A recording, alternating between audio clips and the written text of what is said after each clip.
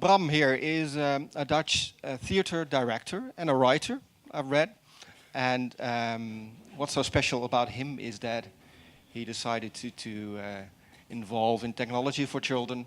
And mostly, when you're not able to make something digitally, you will hire someone. Well, he's someone who decided to make all things himself, mostly. Yeah, that's quite difficult. I try, but I've got a creative team with me. Okay.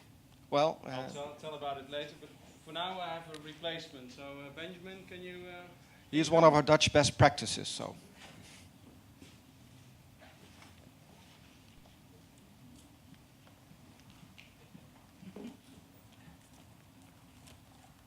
Good afternoon. Okay. Good afternoon. I'm Benjamin David, English Dutch, as you can hear. Because this is Cinekid, we thought it was time to let a child speak. That's me. I want to tell you a story about Flopster. The story is 6 pages long, and I'm going to read them all.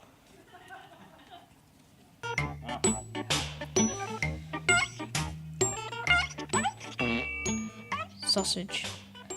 Flopster is a stray dog. Quite a dirty one. He's always hungry and forever wandering around. His favourite food is sausages. He sniffs at a big tree. Poo. He snuffs at a bin bag. Blur, old coffee. He pees against the bench. Crikey!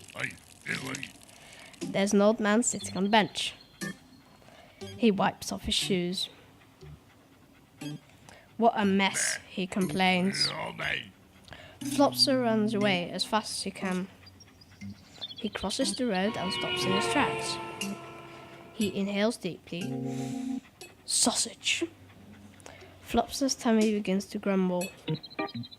He follows his nose and trips over the curb. He bangs into the butcher's window, the Sausage King. Ouch. The door to the butcher's shop opens. What a delicious smell inside. Flopster wants to go in, but a fat lady is just coming out. Psst! Out of the way. She pushes Flopster with her full bag. Flopster sticks his head into the bag. Quashy sausage, speckled sausage, and even a string of sausages. He opens his mouth for a big juicy bite, but the fat lady grabs the bag from under Flopster's nose. Get out of there, you dirty dog. Flopster gets kicked. He jumps aside and the fat lady walks off. Shame. The old man sniggers. He's still sitting on the bench opposite. Flopster looks at him. The old man shakes his head. Flopster sighs and sits down. He's waiting for a sausage. It's a long wait. Hang on, what's that? He pricks up his ears. A fierce dog comes round the corner. He's on the lead and pulling his owner behind him. Down, Spike! Spike trots until he sees Flopster. He stops suddenly and stares at Flopster. Spike growls. This must have been his butcher's shop. Flopster smiles back. Come on, Spike, his owner commands. He holds open the door to the butcher. Flopster wants to go in. Spike snaps at him fiercely. His sharp teeth flash. His slobber lands in Flopster's eye. Flopster hesitates. Come on then, the owner pulls Spike inside. Spike closes the door in Flopster's face. His tail's just a knob. It must have been bitten off in a fight. Flopster shudders. He looks in through the window. Is that the same Spike? Spike sits nicely. Spike holds out a paw. And look at that, Spike gets a slice of sausage from the butcher, just like that. Because he sat quietly, the slobberer. That's called being a good boy. Flopster wants to be a good boy too. If he only had an owner and was on the lead. But no one ever takes him with them. No one. Flopster's starving hungry. He has to come up with a plan. Some kind of trick. He has to go into the butcher's now. What if he went in through the window? Made a big leap, right through the glass. Not too high and nice and fast. That should be possible. He would land right in the pile of fat sausages. Spike would be impressed by that. First, the good run up. 100 steps back. 1, 2. Cross the road. Watch out for the truck. 100. He climbs onto the bench. The old man looks at him. Flopster prepares for takeoff. His eyes narrowed, his ears flat. Ready, steady, go! Flopster runs between the cars, avoids the scooter, races past the fence, jumps onto a flower box and launches himself. He flies right at the sausage king, his ears flat, his eyes water. Watch out, Spike, here comes Flopster!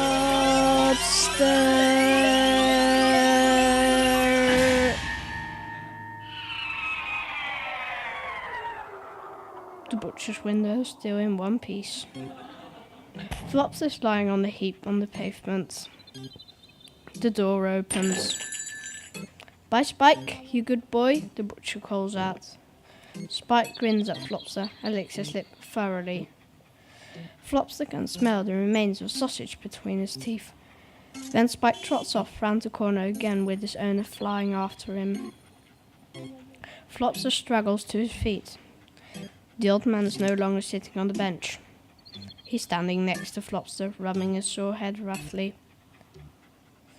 You see, my lad, the old man laughs. When things don't go right, they go wrong. Flopster barks. That's right, when things don't go right, they go wrong. Continue.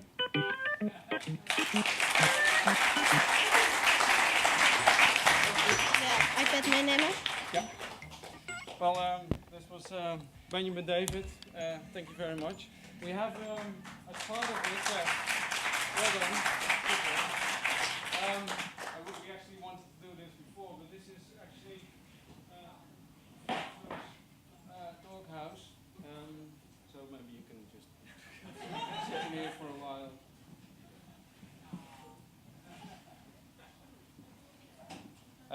We made this.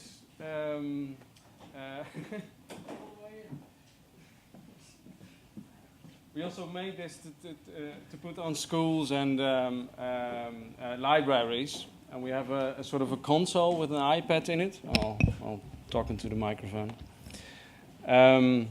With a shorter version, because I think this one is too long to read on your own. But anyway, good afternoon. I'm Bram de Goeij. I'm just get my lines who I am. I hate this kind of stuff, so you know that. I am a theater director, but I usually direct people who are on the other side. So I'll give it a good try. I can try to keep it short. Well, I'm creative director of story-based media, and well, the chapter Sausage you just heard is part of a transmedial story, of a transmedial world, I should say. Flopster. He's called Flapdrol in Dutch, so we tried to find a good name for him in English.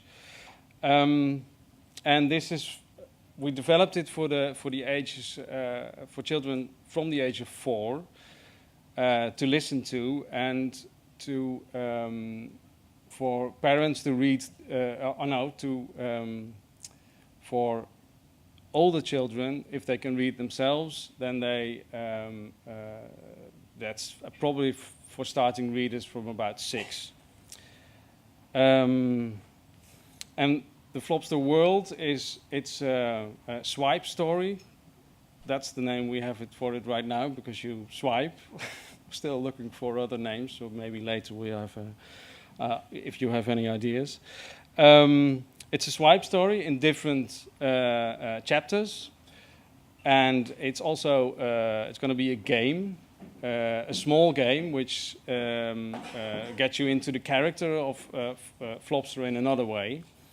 And it's going to be a theatre play in the end. So the whole story builds up to, it's like a series, an HBO series, which I really like, but it builds up to the theatre play, and after that we hope we can continue again with new stories of Flopster.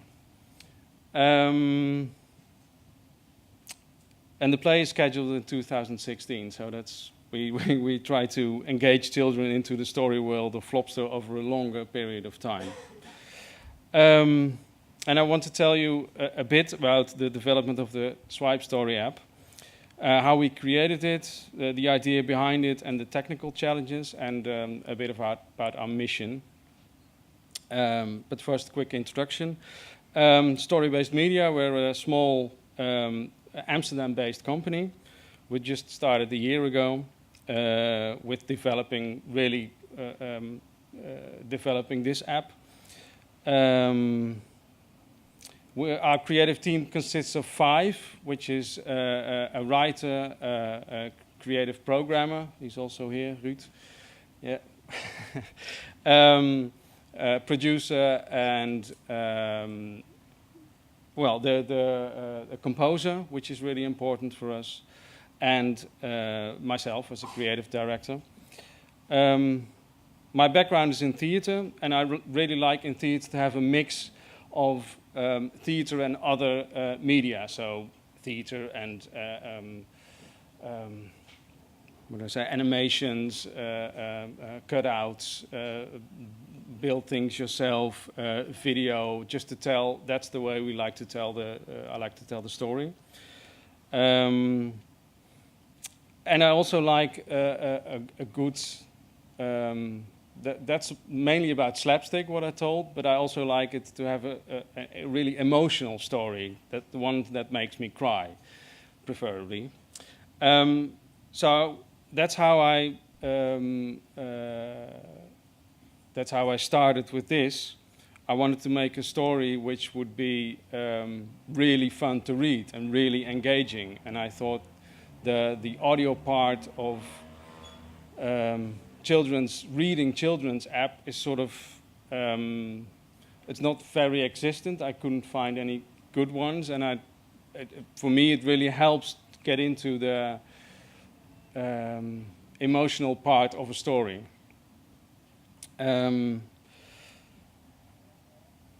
About reading, now I like to read to my children, but that wasn't always the case. Now I like reading, but because it creates a moment of intimacy with my children. The experience of sharing a story, reading aloud or listening to it, makes me really feel connected to the other person. But when I was 7 or 8, I hated reading, and I'd rather play with Lego or watch cartoons or stuff like that. Now I would play games probably. But my mother, she really persisted in reading to me every night for years on end, and it's sort of well, it paid off, because now I like reading and getting myself immersed into a good story while reading, and that's the kind of experience I want to recreate for children nowadays.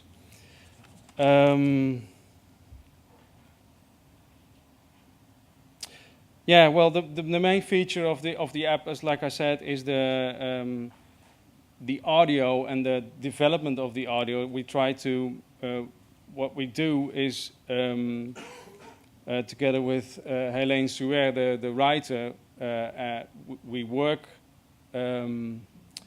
We write the story together with the composer. So we immediately try to build. We immediately try to build the story together with the possibilities of the sounds.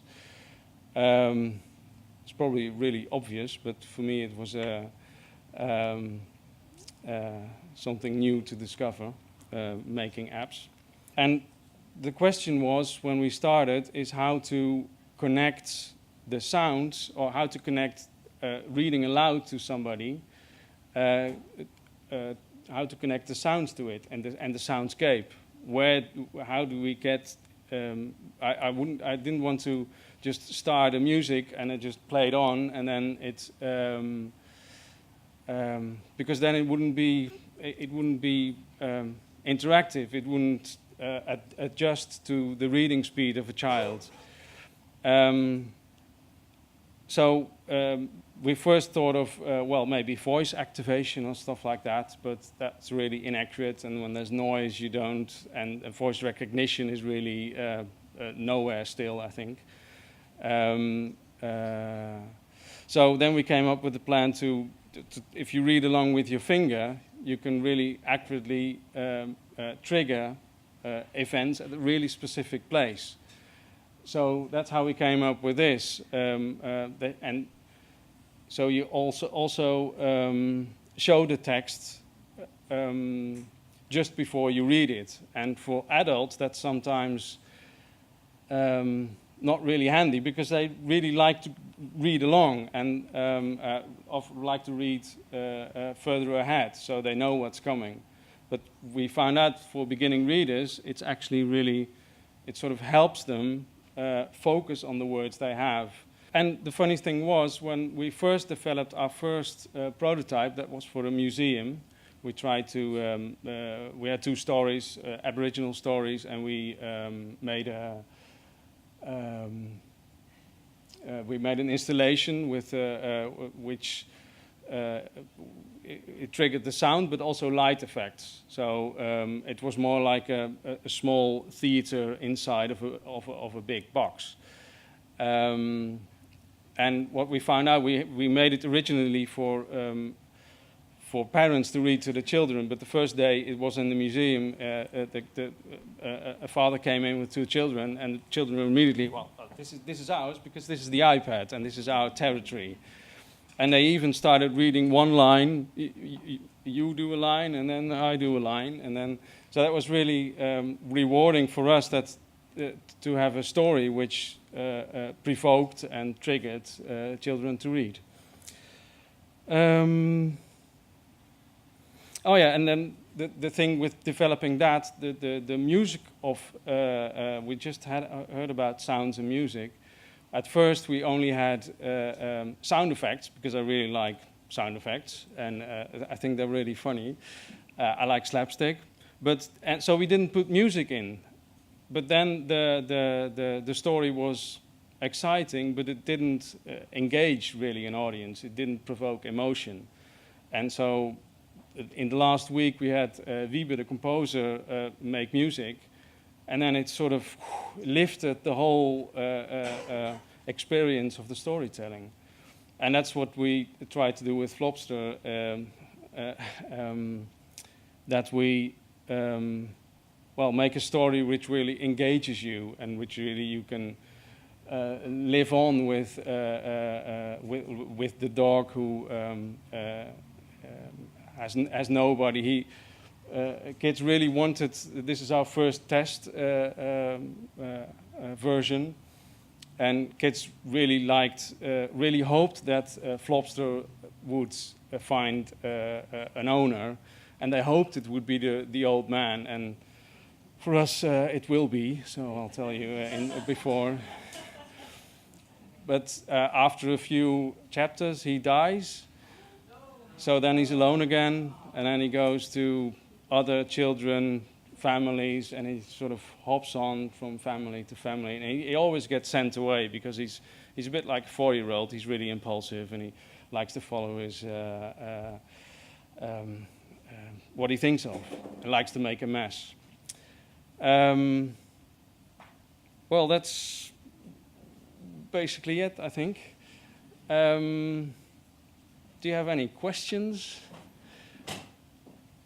Do you have any questions? When will this be released?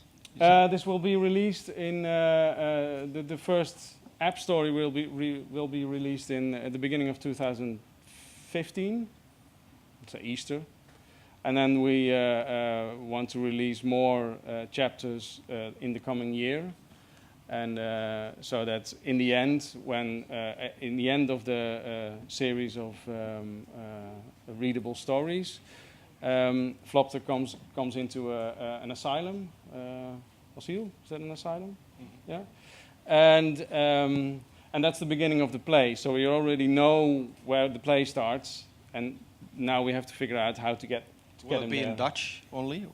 Or in No, English? the stories will be in Dutch and in English, and we're looking at hoping to do it in more languages, because then we, I hope it will appeal to more international children.